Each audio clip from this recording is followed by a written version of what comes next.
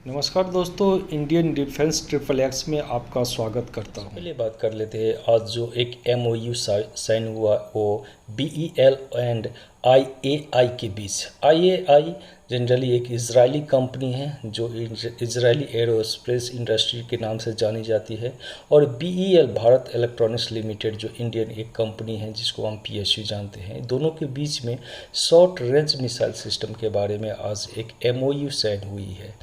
ये short range missile system generally हमारे जितने भी आर्म फोर्सेस है जो बॉर्डर पे डिप्लॉयड है या इन एक्टिव सिचुएशन, एक्टिव मीन्स जब वो वार की सिचुएशन में होंगे तो एक बहुत बड़ा ट्रूप्स मोबिलाइज करेगा, और उस बहुत बड़े बड़े ट्रूप्स की जो हमारे एयर से जो सुरक्षा है, समझिए जब हमारे दुश्मन देश के एरोप्लेन जब उस पर एक बम्बार्डमेंट करेगा या नहीं तो उस पर कोई मिसाइल अटैक करेगा, उससे उसे सुरक्षित रखेगा। और तब हमारे जितने भी ट्रूप्स हैं जो जनरली पैदल सेना जिसको हम लोग बोलते हैं, वो हमारे अपने जो मिशन है उस पर सही तरीक़ा से कंसंट्रेट कर पाएंगे विदाउट एनी फियर। और ये एक बहुत ही गेम चेंजर है। हम लोग जानते हैं कि इजराइल में किस तरह से गाज़ा पट्टी से जब कोई भी हमला होता है तो इजरायली अपने उसी डिफेंस सिस्टम से very short range defence system होता है। इसका बहुत सारा यूज है, जैसे आप दिल्ली का आप लाल किला हो आप उस पर लगा सकते हैं, या हमारे राष्ट्रपति भवन के आसपास में पर्टिकुलर एक एरिया को हम लोग डिफेंड करते हैं इस very short range missile system से। तो ये एक भारत के लिए बहुत ही पॉजिटिव कदम है, और हम सब जानते हैं कि इजरायली टेक्नोलॉजी में बहुत ही आगे बढ़ रही है। इससे हमारी कंपनी को भी एक एक्सपीरियंस गेन होगा और फ्यूचर में और भी ज़्यादा हम सब डेवलप। दूसरी खबर जो आज आ रही है वो इंडियन एयरफोर्स से आ रही है। आज इंडियन एयरफोर्स ने एक टेंडर जारी किया है जिसमें उन्होंने एक बहुत पहले से जो यूज की हुई जो एयरक्राफ्ट है, जैसे कि हम लोग कमर्शियल एयरक्राफ्ट जिसको बोलते हैं, उसको वो परचेज करेंगे। और आप जिस तरह से अभी देख रहे हैं ये हमारे लेटेस्ट राफेल है चाहे तेजस हो, उसको मिड एयर रिफ्यूलर की ज़रूरत पड़ती है। यानी जब वो हवा में उड़ रही हो तो उससे पृथ्वी पे आने की कोई ज़रूरत नहीं है, उसको एक टैंकर जाएगा और ऊपर में ही उसके जो ईंधन होता है उसको फिल कर देगा। जिस तरह से कोई गाड़ी को अगर टैंक आप पेट्रोल पंप पे लाते हैं, उसी तरह से वही उस तरह के ही तेल की ज़रूरत पड़ती है हमारे जितने भी फाइटर प्लेन हैं। तो एक फिर से आओ फिर से उड़ो, उसमें बहुत ज़्यादा फ्यूल कंजम्पशन होती है और बहुत ज़्यादा खर्चा होता है। इसलिए भारत के जो इंडियन एयरफोर्स है एक टेंडर जारी किया है, और वो अभी 6 नंबर्स अभी जो कमर्शियल जो हमारा एरोप्लेन है उसको हायर करेंगे, उसको खरीदेंगे जो ऑलरेडी यूज में है या रिटायर्ड होकर बैठा हुआ है।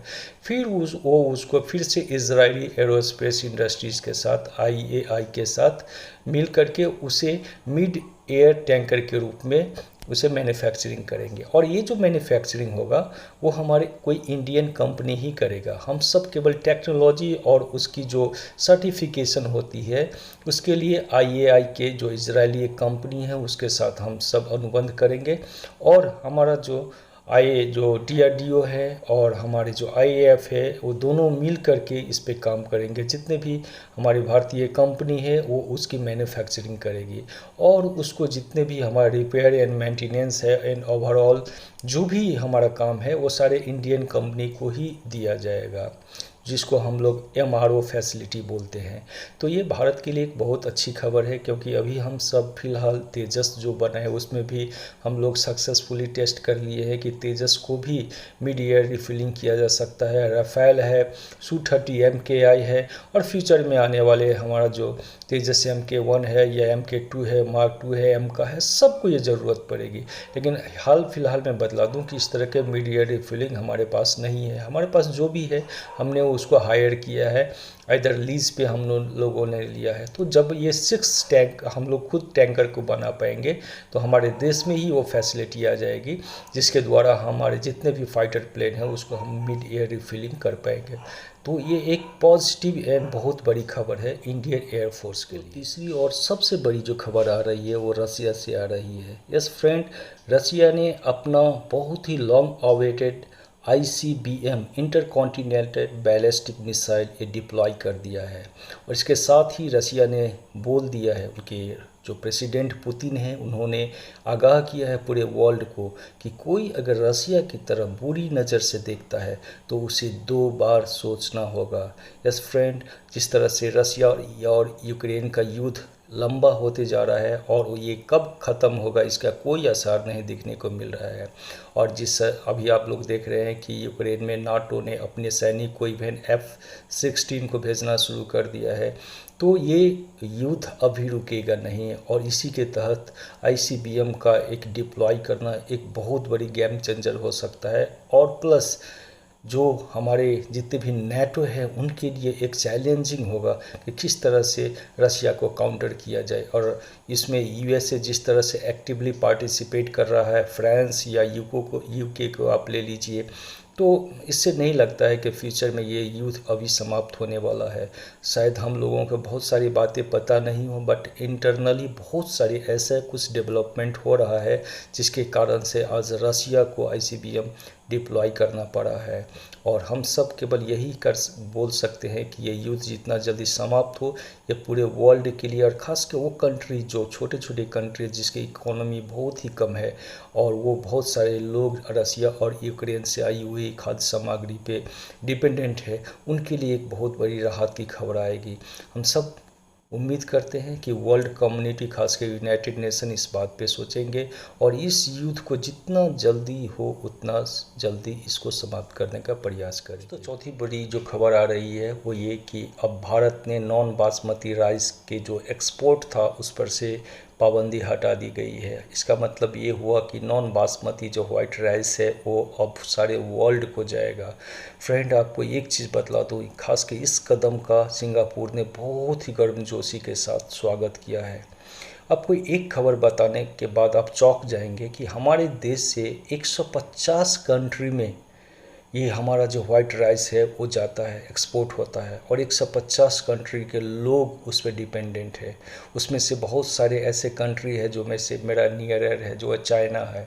और इस बात को हमारे इंडियन गवर्नमेंट को सीरियसली लेना चाहिए कि जिस तरह से आज गल्फ़ की कंट्री को आप देख रहे हैं वहाँ पे तेल की उत्पादन हो रही है और उसका वो मनमाने भाव से बिक्री कर रहा है। और जिस तरह से हमारे यहाँ से 40% जो हमारा जो राइस है वो वर्ल्ड को सप्लाई होता है और इससे बहुत सारा रेवेन्यू हम जनरेट कर सकते हैं। यस फ्रेंड, जिस तरह से आप देखेंगे जब एक्सपोर्ट पे पाबंदी लगाई थी तो किस तरह से पूरे वर्ल्ड कम्युनिटी चिंतित हो गया था और भारत को इससे फ़ायदा लेना चाहिए, क्योंकि वर्ल्ड के जितने भी क्लीन कंट्री आप बोल पाएंगे, बहुत बड़ी इकोनॉमी जिसके पास है, क्योंकि आप सब लोग जानते हैं कि जो आप राइस की पैदावार करते हैं, धान की खेती करते हैं, उससे ग्लोबल वार्मिंग होता है और वहाँ की जो टेम्परेचर है वो राइज होता है। और इस कारण से ही आज पूरे वर्ल्ड के बहुत सारे ऐसे कंट्री है जो राइस का जो प्रोडक्शन है वो बंद कर दिया है और फुल्ली इंडिया के ही ऊपर डिपेंडेंट है। तो इंडिया को भी अपनी इकोनॉमी को रेज करने के लिए जिस तरह से हम लोग $5 ट्रिलियन की ओर चल रहे हैं, जिस तरह से हम लोग अभी तेल का भी एक्सपोर्ट करना शुरू कर दिए हैं। हालांकि हमारे पास एक भी कुआं नहीं है, लेकिन हम लोग सऊदी अरब से ज़्यादा तेल को एक्सपोर्ट करते हैं। दूसरी बात हमारा धान की खेती है।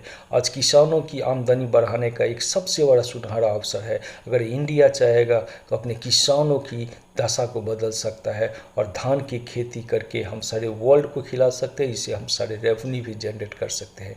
तो मैं अपने इंडियन गवर्नमेंट से आग्रह करूंगा कि इस पे विचार करें। जिस तरह से पेट्रोल की भाव बढ़ रही है, हम लोग अपने धान की भाव भी उसी तरह से बढ़ाएंगे, अपने चावल की भाव भी उसी तरह से बढ़ाएंगे और हम अपने चावल को एक्सपोर्ट करके एक बहुत बड़ा रेवेन्यू जनरेट करेंगे।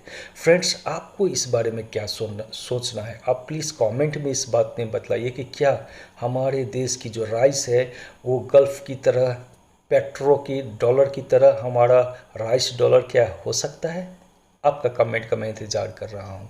थैंक यू सो मच आज को अंत तक वीडियो देखने के लिए, और आप लोग प्लीज़ लाइक और सब्सक्राइब कीजिए। अगर आप ऐसा करते हैं तो मुझे इनकरेज करेंगे और भी मैं मेहनत करूँगा और अच्छे से अच्छे इन्फॉर्मेशन के साथ वीडियो आपके सामने लाऊँगा। तो प्लीज़ आप लाइक एंड सब्सक्राइब करें और अपना कमेंट देना मत भूलिएगा। Thank you so much for watching.